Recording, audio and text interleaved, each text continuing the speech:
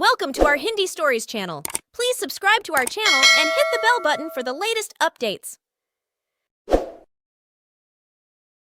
अमीर ननद की गरीब भाभी।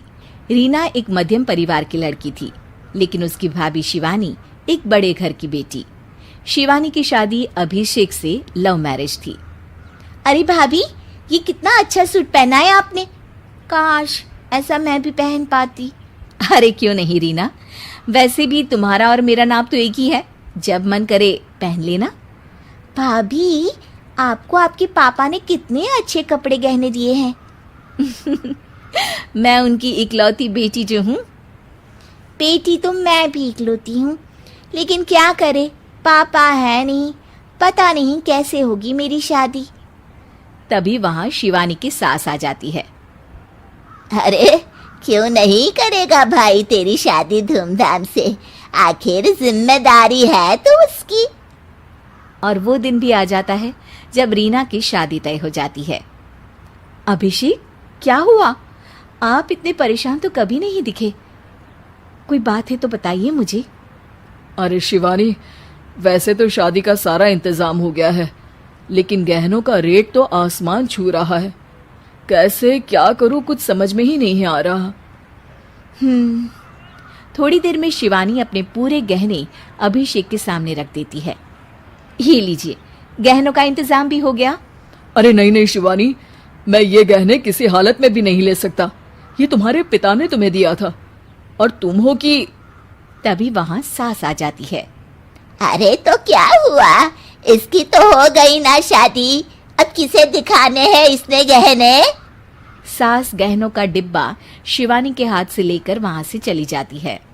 रीना की शादी धूमधाम से होती है और अब वो बड़े घर की बहू बन जाती है।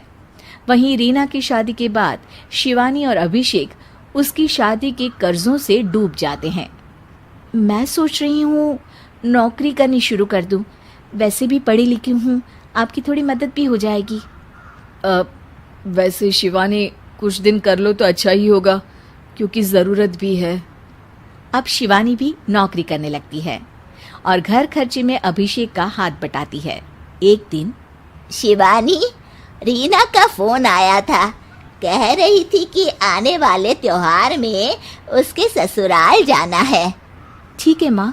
अरे ठीक तो है, लेकिन एक काम कर लेना, उसके सास ससुर से लेकर पूरे खानदान के कपड़े मिठाइयाँ सब ले आना, और हो सके तो रीना के लिए छोटे से कान में पहनने के बूंदे भी। और क्या है ना, शादी में उसे सारी बड़ी बड़ी कान की ज्वेलरी दी थी, घर में पहनने के लिए तो उसके पास कुछ भी नहीं है। शिवानी सोच में पड़ जाती है कि वो क्या करे, क्योंकि कर्जों और घर के खर्चों के बाद तो पैसे बचते ही नहीं थे। शिवानी फिर अपने पिता को फोन करती है और उनसे पैसे मांगती है। देखो शिवानी, मैंने तुम्हें शादी के वक्त ही मना किया था कि ऐसे घर में शादी करनी ही नहीं चाहिए। अरे अभिषेक को शर्म आनी चाहिए जो ससुराल से पैसे मंगवा रहा है।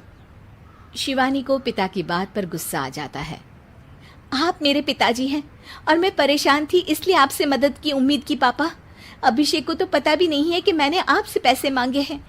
शिवानी सोचती है कि वो अभिषेक से बात करे, लेकिन फिर उसे लगता है कि वो टेंशन ले लेगा। तभी शिवानी की नज़र हाथ के कंगन पर पड़ती है। सीधे बाजार जाती है और उसे बेचकर ननद के घर ले जाने का सारा सामान लेकर आती है और सास के सामने रख देती है। हाँ ठीक है, लेकिन फल थोड़े और अच्छी क्वालिटी के होने चाहिए थे। शिवानी कुछ नहीं कहती, वहां से चली जाती है। एक दिन शिवानी, रीना का फोन आया था, बहुत रो रही थी। क्यों माँ, क्या हुआ? सब ठीक तो है ना उसके ससुराल में? अरे तूने तो उसकी नाक ही कटवा दी। अब मैंने क्या कर दिया माँ? कह रही थी कि बड़े घर की बहू है भाभी, जो कपड़े दिए वो ब्रांडेड भी नहीं थे। तू तो जानती है ना उन लोगों का पहनावा कितना अच्छा है। तू तो मेरी बेटी का भला कभी सोचती नहीं। हाय भगवान, अरे बड़े घर की बहू है, इसी बात की जलन है ना तुझे, लेकिन याद रख, मेरी बेटी का सोचने के लिए भगवान है। तुम लोग कभी उसका बुरा नहीं कर पाओगे। अब शिवानी के मन में सवाल था कि क्या ईश्वर सिर्फ रीना के साथ है, उसके साथ नहीं। लेकिन उसे सुकून था कि वो अभिषेक के साथ उसकी जिम्मेदारियों को निभाने में बराबरी की हकदार है। शिवानी वहां से चली जाती है।